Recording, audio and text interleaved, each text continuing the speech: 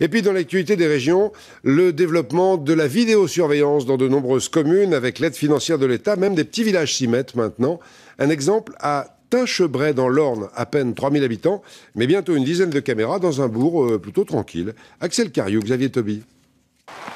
Autour, il y a des prairies, au milieu un clocher. Avec ses 2800 habitants, Tinchebray n'a rien d'une cité sensible.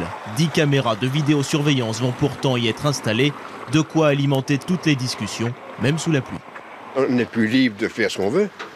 On est photographié de partout. Moi, ça ne me gêne pas, je vous le dirais franchement. Ils peuvent me filmer, quand je ne fais pas de bêtises. C'est quand même une ville qui reste relativement calme. On y a habité pendant 2 ans, il n'y a jamais eu de soucis quelconque.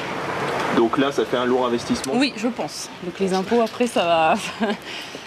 Coût de l'opération, 30 000 €, dont un tiers financé par l'État. Pour le maire, il était urgent d'agir face à une petite délinquance qui s'amplifie. La serrure a été une fois de plus endommagée. Donc, les vitres du gymnase, c'est pareil, c'est une fois par mois, une fois tous les 2 mois qu'elles sont dégradées. Et la palme revient à l'église où des jeunes sont entrés avec leur scooter pour renverser les cierges et détruire l'harmonium.